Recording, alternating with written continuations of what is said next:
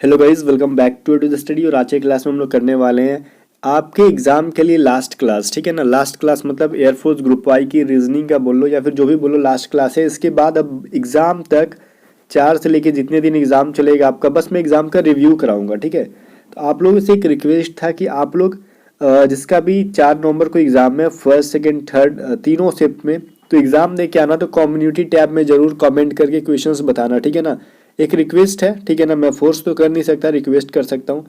तो कर देना, इतना मेहरबानी तो कर ही सकते हो। क्वेश्चन बता देना, ठीक है, ताकि सारे स्टूडेंट्स को मदद मिल जाए और आपका भी कन्फ्यूजन दूर हो जाएगा कि आपने जो आंसर किया है उसमें सही किया कि गलत किया। ठीक है ना, तो आके जरूर शेयर करना। जो टेलीग्राम से मेरे साथ जुड़े हुए हैं जिनका एग्जाम है, जो व्हाट्सअप से जुड़े हुए हैं जिनका एग्जाम है, या फिर यूट्यूब की कम्युनिटी से जुड़े हुए हैं, तो कहीं भी आपको मौका मिले जाके कमेंट कर देना, या फिर आप जी ईमेल कर देना। यूट्यूब के देखना लास्ट में डिस्क्रिप्शन में जाके ईमेल का फीचर है, तो मुझे वहाँ से ईमेल भी कर सकते हो आप लोग। ठीक है ना, तो इतना मेहरबानी तो कर ही सकते हो। चलो फर्स्ट क्वेश्चन हम लोग स्टार्ट करते हैं। आज का क्या है, लास्ट है, मैंने सारे चैप्टर्स को इसमें ऐड कर लिया। ठीक है ना, तो देखो, लड़कों की एक पंक्ति में ए को 22 से 10वां है। ठीक है, ए जो है 22 से 10वां है। ठीक है, और बी जो है दाएं से 9वां स्थान पे है, 9th प्लेस पे है। तो इन दोनों ने अपने स्थान को एक्सचेंज कर लिया, मतलब आपस में बदल लिया। तो ए अब 22 से 15वां हो गया। तो इस पंक्ति में कितने लड़के हैं गाइज? देखो, ऐसे क्वेश्चंस को बनाने के दो तरीके हैं। पहला, या तो आप पूरा ग्राफ बनाओ, ये देखो कि यहाँ पे मान लो ये बाएं से लेफ्ट से ए यहाँ पे है तो इसका पोजीशन 10वां है, यहाँ पे बी है राइट से, तो इसका जो है पोजीशन कितना है भाई, 9th नंबर पे है। हम पोजीशन जब ए को बी को यहाँ भेज दे, ए को यहाँ भेज दे, तब जाके क्या हो जा रहा है, बोल रहा है कि ए अब बाएं से 15वां हो जा रहा है, यहाँ से 15वां हो जा रहा है। तो टोटल लड़के कितने हो गए? देखो, ए पहले यहाँ था, अब यहाँ आ गया। ठीक है, तो यहाँ आया तो इधर से टोटल 15 लड़के हैं यहाँ पे। और पहले इधर ये 9 नंबर पे काउंट करेंगे राइट से, तो 9 नंबर पे आता है, और लेफ्ट से 15 नंबर पे आता है। ठीक है, देखो यहाँ पे जब ए आता है तो लेफ्ट से 15 नंबर पे आ रहा है, और इधर से राइट से 9 नंबर पे आ रहा है। मतलब ए को 2 बार काउंट कर रहे हैं, इसलिए हम लोग क्या करेंगे, 15 प्लस ये 9 नंबर पे आ रहा है ना, तो एक कम करके हम लोग जोड़ देंगे, तो कितना हो जाएगा वो हम वैल्यू लिख देंगे। ठीक है, जितना भी आंसर आएगा वो हम वैल्यू रख देंगे। तो ये कितना होता है, 23 होगा। दूसरा चीज ये है हमारा। अब दूसरा तरीका क्या है इसका, देखो दूसरा तरीका ये है कि इसमें देखो कितने लोग हैं, ए और बी। इसमें से एक जो है, एक के बारे में 2 वैल्यू दे रखी है। ठीक है, किसके बारे में 2 वैल्यू दिया है, ए पहले 10वां होता है, ए बाद में 15वां हो जाता है। जब 2 दिया है ना, तो हम लोग जो 2 बार रिपीट किया है ना, उसका सिर्फ लास्ट वैल्यू लो। लास्ट वैल्यू ए का क्या है, 15, और बी का जो है, जो एक वैल्यू दे रखा है बचा हुआ, जो है 9वां स्थान, 9th, तो इन दोनों को जोड़ के इनमें से -1 कर दो। ठीक है, जब भी बोलेगा कि ये दो लड़के में से या फिर 2 लड़कियां, जो भी बोलेगा, 2 लोगों में से इन्होंने अपना पोजीशन को एक्सचेंज कर लिया है, स्थान को क्या कर लिया है, चेंज कर लिया है। ठीक है, और पूछेगा इस लाइन में टोटल कितने स्टूडेंट है, तो हमें क्या करना है, सबसे पहले देखना है कि कौन रिपीट कर रहा है बार बार, जिसका वैल्यू दिया हुआ है। तो ए रिपीट किया ना यहाँ भी और यहाँ भी, तो हम इसका लास्ट वाला वैल्यू लेंगे, जो रिपीट करेगा उसका लास्ट वाला वैल्यू लेंगे। तो ए का लास्ट वैल्यू क्या है, 15वां। तो अब बचा कौन, बी। तो बी का जो वैल्यू है 9 है, तो इनको जोड़ने के बाद हम माइनस कर देंगे। तो इनको जोड़ोगे तो क्या आएगा, 24 -1 23। अभी -1 क्यों करेंगे, क्योंकि देखो ए को 2 बार काउंट किया गया है ना, ए को, एक यहाँ भी काउंट है यहाँ भी काउंट है, तो एक तो घटाना होगा। तो इसीलिए हमने लास्ट वैल्यू लेके बी का जो एक वैल्यू था जोड़ के उसमें से एक घटा दिया, तो हमें राइट आंसर 23 मिल गया। तो दोनों तरीके से मैंने आपको बता दिया।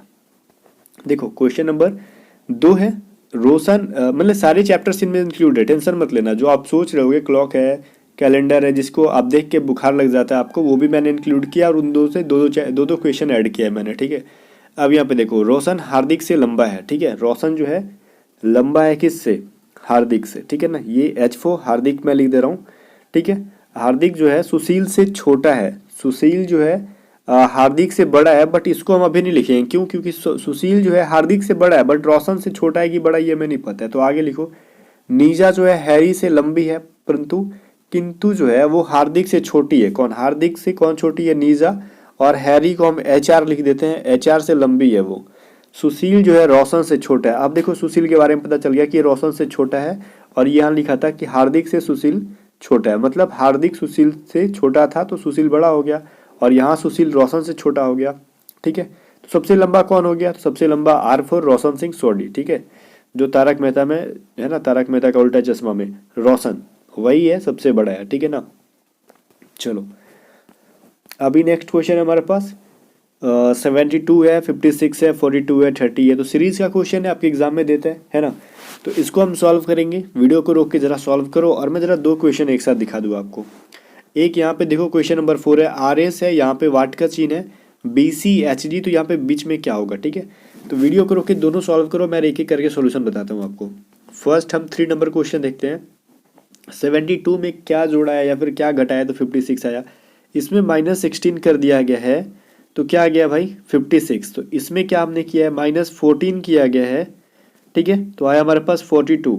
42 में हमने माइनस कितना किया है, 12 किया तो 30 आया।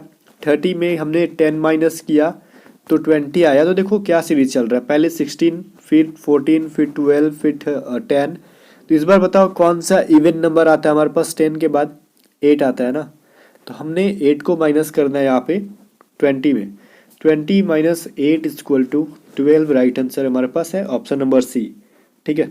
चलो क्वेश्चन नंबर 4 क्या बोल रहा है हमारे पास, RS है, वाट है, BCGH। तो यहाँ पे वाट की जगह पे क्या होगा, जब भी देखो ऐसा क्वेश्चन आया ना कि फर्स्ट वाले के जस्ट बाद हमें पूछ दे वाट, तो हम ज़्यादा टेंशन नहीं लेंगे। हम इसको अभी दोनों को भूल के लास्ट दोनों का रिलेशन देख लेंगे, इनका रिलेशन कैसा है, उसी के अकॉर्डिंग ही इन सब का रिलेशन होगा। जैसे देखो यहाँ पे R के बाद S क्या है, कंटिन्यू है, B के बाद C कंटिन्यू है, G के बाद H कंटिन्यू है। तो जाहिर सी बात है कि इनके बीच में किसी का गैप नहीं है। तो C और G के बीच में कितना गैप है, तो C के बाद क्या आता है, D, E, F, तीन जो है गायब किए गए हैं C और G के बीच में। वैसे ही गाइज यहाँ पे भी जरूर होगा, S के बाद 3 लोगों को गायब करेंगे तो S के बाद क्या आता है, T, U, V, तो तीनों को काट दो। इसके बाद क्या आता है W, तो W के बाद कंटिन्यू लिखना है हमें, तो WX। तो ये वाट के जगह पे क्या आ गया, WX। अगर हम चेक करना चाहेंगे आगे सही है कि नहीं, तो X के बाद फिर क्या होता है, Y, Z, A, ये तीनों को हम छोड़ दें तो फिर क्या होगा B। तो लास्ट में देखो B और C है, तो चेक कर लिया हमने, तो WX जो है राइट आंसर हमारा option number A। Question number 5 देखो क्या बोल रहे हैं, एक व्यक्ति 9 किलोमीटर दक्षिण की ओर चलता है, वहाँ से वो 5 किलोमीटर उत्तर की ओर चलता है, उसके बाद वो 3 किलोमीटर पश्चिम की ओर चलता है। अब वो आरंभिक स्थल से कितनी दूर और किस दिशा में, अपने जो जहाँ से वो चला था वो भी कितनी दूर है वहाँ से और किस डायरेक्शन में, ठीक है। देखो सबसे पहले वो 9 किलोमीटर साउथ में जाता है, ठीक है ना, ये टोटल डिस्टेंस कितनी है 9 किलोमीटर।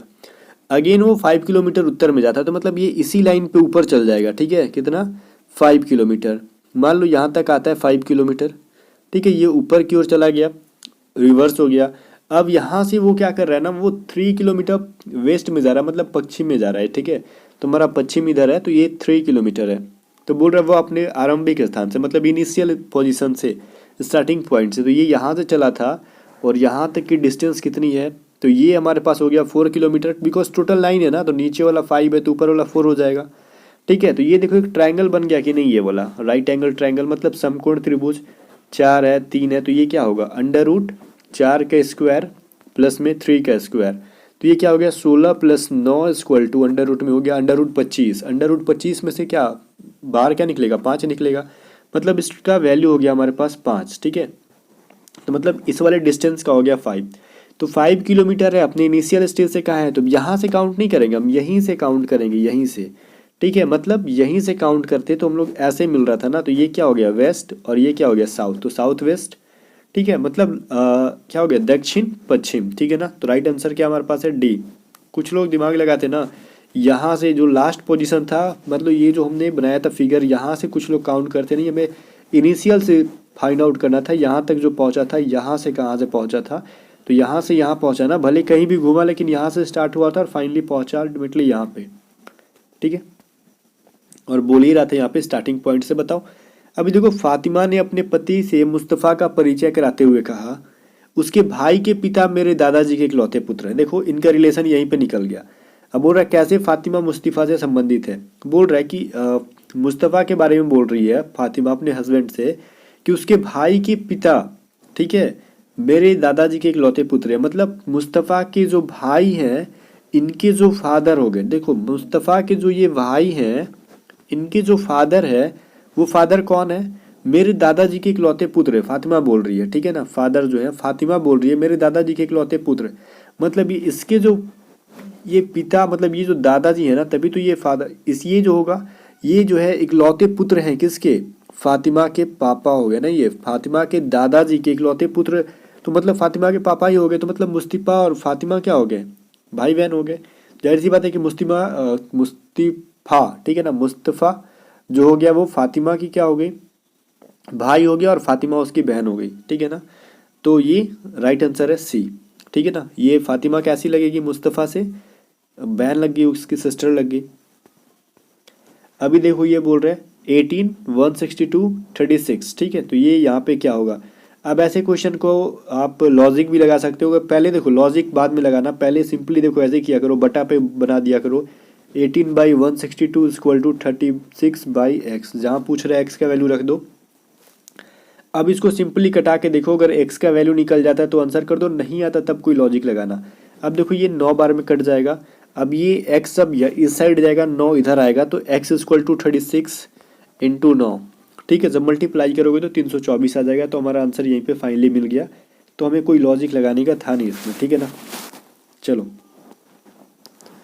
अभी बोल रहा है यदि a का अर्थ है घटाना, इसमें हम फिल करेंगे, ठीक है ना, और b का अर्थ है डिवाइड देना, c का अर्थ है जोड़ देना, d का अर्थ है गुणा कर देना, तो इनका वैल्यू बताओ। कुछ नहीं करना है आपको, 294 डिवाइडेड बाई 6 कर दो, बिकॉज b का वैल्यू क्या है, भाग देना, a का वैल्यू क्या है -30, c का वैल्यू हमारे पास दे रखा है जोड़ो 31, d का वैल्यू है मल्टीप्लाई 4। तो ये देखो सिंपली इसको हम लोग डिवाइड दे देंगे यहीं पे, तो ये कितने बार में कट जाएगा, 49 माइनस 30, अब ये मल्टीप्लाई कर दो तो कितना हो जाएगा 124।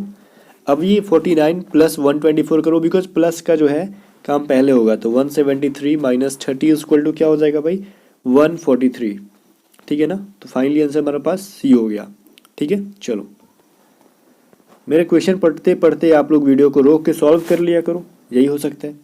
अब इसको वीडियो को रोक के सॉल्व कर लो जरा कि 2 4 7 15 3 6 8 26 4 8 9, तो यहाँ पे क्या होगा, क्योंकि मैं सॉल्व करने का टाइम नहीं दूंगा, मैं डायरेक्ट सॉल्यूशन बताते जाऊंगा, ठीक है। देखो इसमें कैसे किया हमने, 2 इंटू 4 करोगे तो क्या होगा 8 हो जाएगा, तो इसमें हम लोग क्या करेंगे 7 को जोड़ देंगे तो क्या हो जाएगा 15 आ जाएगा, ठीक है। वैसे ही 3 इंटू 6 क्या हो जाएगा 9, 9 प्लस 8 कितना होता है, जोड़ के देखो, सॉरी यहाँ पे देखो 3 इंटू 6 क्या होता है 18, 18 प्लस 8 कितना होता है 26, ठीक है ना। मैंने इसको मल्टीप्लाई करना था ना, तो मैंने जोड़ के 9 कर दिया था, ठीक है।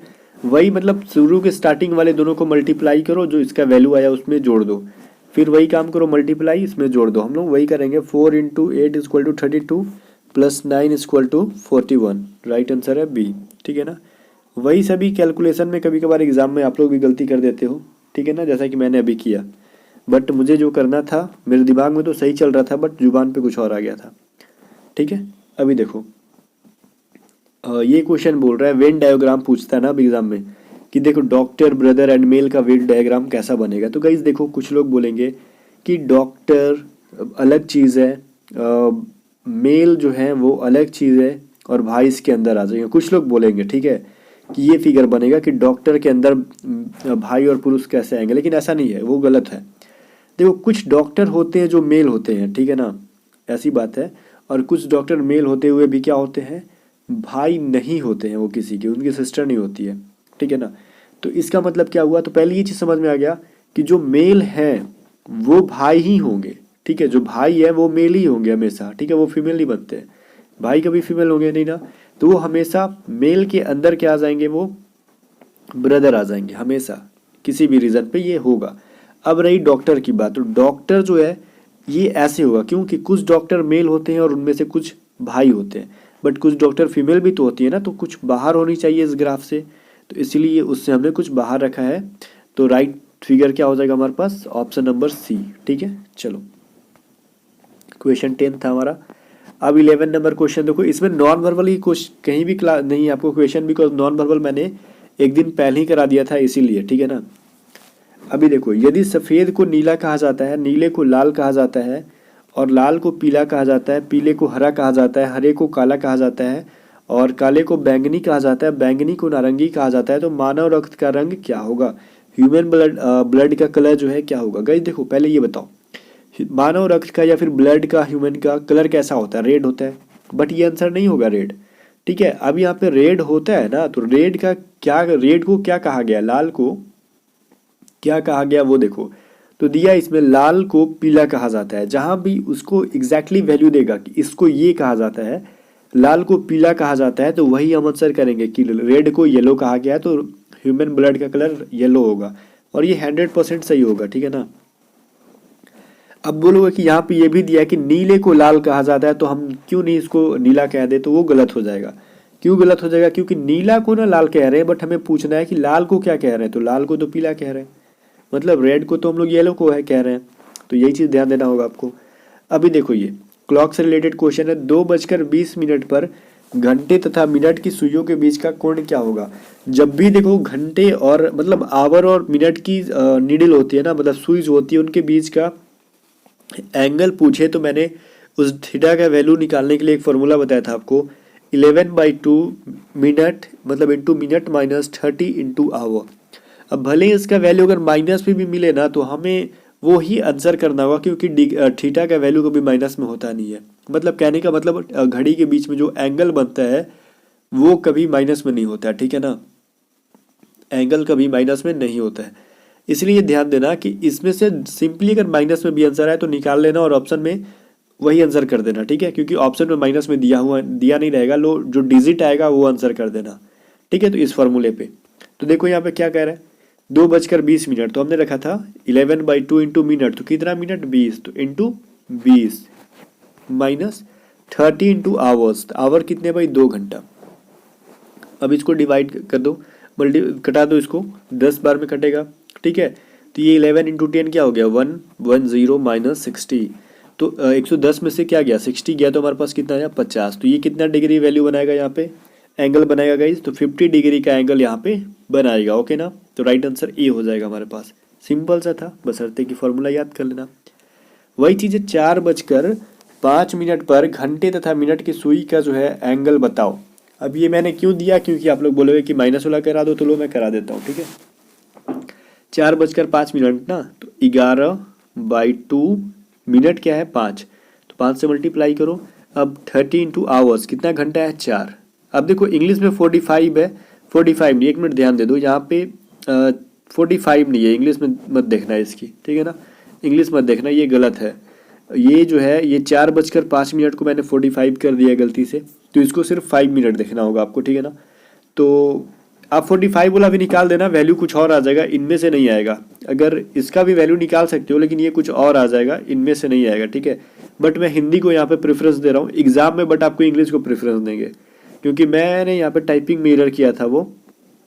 तो 4:05 की अगर वैल्यू निकाली जाए तो 11/2 इंटू क्या हो जाएगा हमारे पास, अब मिनट क्या है 5 माइनस 30 इंटू 4, ठीक है। तो 55/2 माइनस 120, 55/2 माइनस 120 क्या हो जाएगा। अब इसको जरा हम ऊपर में लिखेंगे, ठीक है ना। मैं इसको जरा इरेज कर लो फटाक से, ताकि थोड़ा सा स्पेस बन जाए आपको सॉल्व करने के लिए। अब ये क्या हो गया, जब हम एलसीएम लेंगे तो क्या होगा 55 माइनस 240/2। अब माइनस में तो इसका वैल्यू आएगा, बट हमें माइनस में रखना ही नहीं है, 185/2 सिंपली रखेंगे।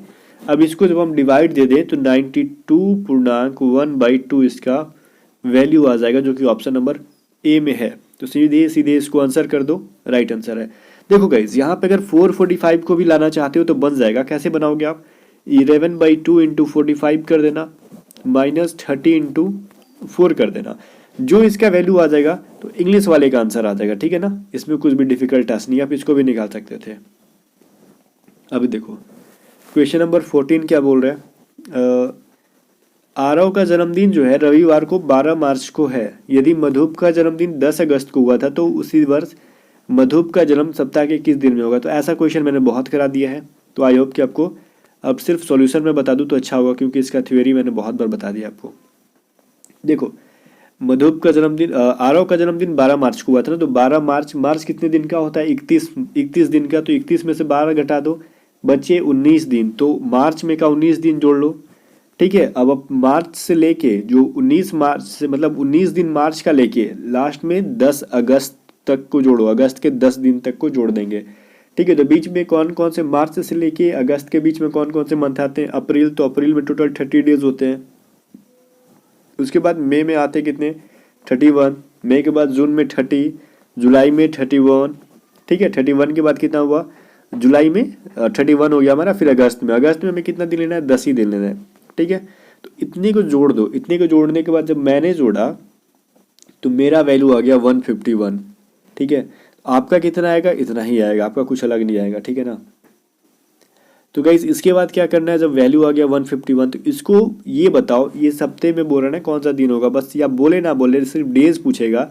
तो जोड़ने के बाद जो वैल्यू आएगा तो बताओ एक सप्ताह में कितने दिन होते हैं? 7 दिन। तो हमें 7 से डिवाइड कर देना है। ठीक है ना। तो हम 151 को जब 7 से डिवाइड करेंगे तो भले ही कट के कुछ भी आए, लेकिन शेष जो रिमाइंडर बचेगा, शेष जो बचेगा 4, उतना ही दिन हम जोड़ देंगे जो यहाँ पे हमारे पास डेज जो है गिवन रहेगा। तो संडे में 4 जोड़ो, संडे प्लस में 4 जोड़ो, मंडे ट्यूसडे क्या हो जाएगा? Wednesday and Thursday. ठीक है ना। तो फाइनली गुरुवार आ गया, मतलब सोमवार, मंगलवार, बुधवार और गुरुवार। तो राइट आंसर हमारे पास ए हो गया। तो गुरुवार होगा, मधुप का जन्मदिन जो है सप्ताह के 10 अगस्त को गुरुवार हो जाएगा। ठीक है ना। इजी सा कंसेप्ट था, कुछ था नहीं इसमें। अभी बोल रहा है सतीश को याद है कि उसके भाई का जन्मदिन फरवरी की 15 के बाद लेकिन 18 के पहले था। ठीक है, उसकी बहन को याद है कि उसके भाई का जन्मदिन फरवरी की 16 के बाद लेकिन 19 से पहले है। तो फरवरी में किस दिन सतीश के भाई का जन्मदिन है? देखो यहाँ पे दो लोगों को याद हो गया अलग अलग डेट। क्यों याद है ये मत पूछना कि क्यों याद है, अब उसकी मर्जी भाई, उसको याद है। ठीक है, ये क्वेश्चन में दिया हुआ है, कुछ लोग ये मत पूछ देना कि भाई क्यों याद है उसको। उसको याद है। देखो सतीश को क्या याद है कि उसके भाई का जन्मदिन जो है 15 के बाद। ठीक है, 15 के बाद लेकिन 18 से पहले। तो 15 और 18 के बीच में उसका। ठीक है, उसकी सिस्टर को याद है कि उसके भाई का जन्मदिन 16 के बाद लेकिन 19 के पहले। ठीक है ना। तो ये 4 डेट के बीच में उसका, ठीक है, क्या है भाई, बर्थडे है। तो 15 के बाद और 18 के पहले, मतलब 15 को भी नहीं है और 18 को भी नहीं है। 16 के बाद और 19 के पहले, मतलब 16 को भी नहीं, 19 को भी नहीं। तो बीच में बचा क्या? आप 17। तो उसका जन्मदिन क्या है? इन्हीं 4 डेज के बीच में है, तो यही बचा हमारे पास 17। तो इसका 17 फरवरी को है क्या, बर्थडे है। तो राइट आंसर बी हो जाएगा। गाइज यहाँ पे टोटल मिला के आपको, आई होप कि आपने अगर इसको 4:05 लेके किया होगा तो आपका भी आंसर सही आया होगा, ए। ठीक है ना। और मैं आपको जो पीडीएफ दूंगा उसमें इंग्लिश वाले को सुधार के दे दूंगा आपको। मैं उम्मीद करता हूँ कि अब कल एग्जाम है तो एटलीस्ट आपके 13 to 14 मार्क्स मिनिमम आ गए होंगे और मोस्ट ऑफ द स्टूडेंट्स के 15 out of 50 भी आए होंगे। ठीक है, ठीक है ना गाइस, कमेंट करके जरूर बताना। मिलते हैं कल, अब सीधे क्वेश्चन का रिव्यू कराएंगे हम लोग। ठीक है ना।